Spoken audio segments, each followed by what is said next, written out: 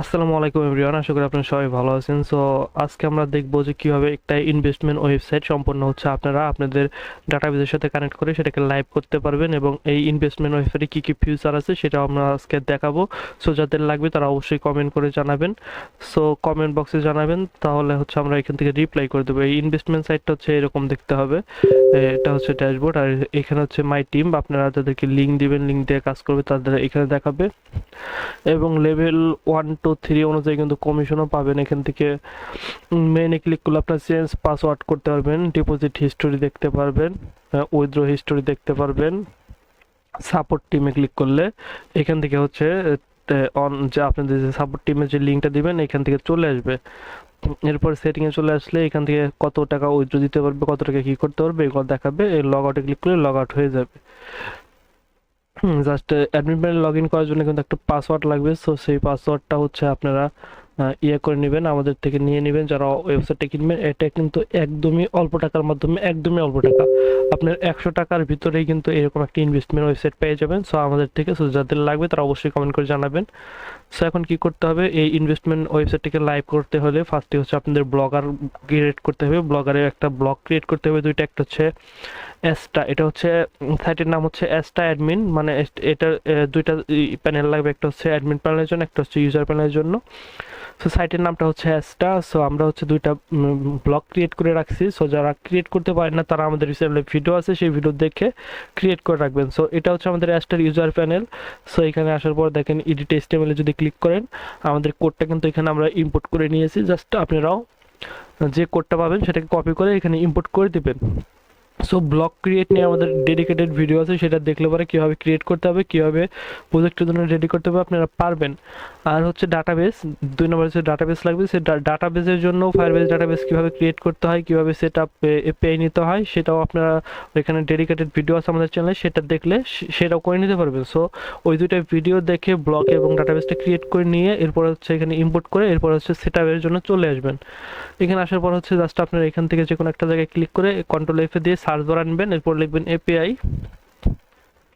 API আনার পরে API লেখার পরে এখান দেখেন এপিআইটা চলে এসে, জাস্ট আমরা এটাকে যদি চেঞ্জ করি, জাস্ট আমরা যে এপিআইটা ক্রিয়েট করছি সেই এপিআইটা এখানে দিতে হবে। এটা এপিআই দিলাম, এরপর সেভ ক্লিক করলাম।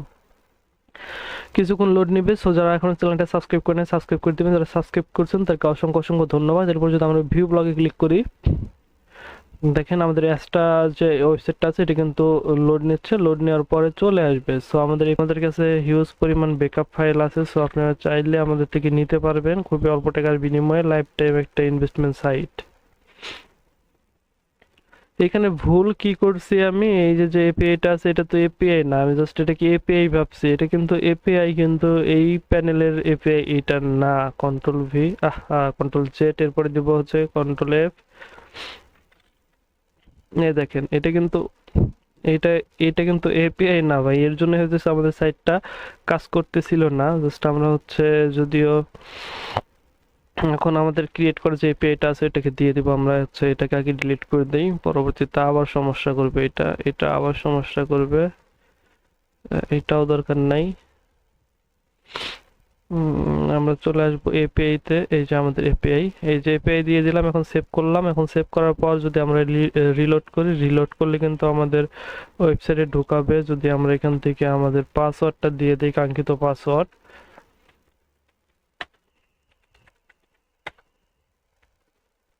দেখেন আমাদের ওয়েবসাইট কিন্তু ডাটাবেসের সাথে সম্পূর্ণ কানেক্ট হয়ে গেছে। জাস্ট এখন আমরা হচ্ছে অ্যাডমিন প্যানেল, ও সরি, অ্যাডমিন প্যানেলটা কানেক্ট করে ফেলছি, এখন আমাদের ওয়েবসাইটটা কানেক্ট করে ফেললেই হয়ে গেল। জাস্ট অ্যাসেট অ্যাসটাই চলে আসলাম। অ্যাসটাই চলে আসার পর এখান থেকে এডিট এইচটিএমএল ক্লিক করলাম। এডিট এইচটিএমএল ক্লিক করার পর আবার হচ্ছে কন্ট্রোল এফ দিতে হবে। জাস্ট এটা আগেরটায় পেস্ট করে আগে সার্চ দিয়ে পেয়ে নেই। এই যে জাস্ট এটা হচ্ছে এপিআই যেটা ছিল, এটা কিন্তু এটাও এপিআই, এটা হচ্ছে ওপেন এআই এর এপিআই।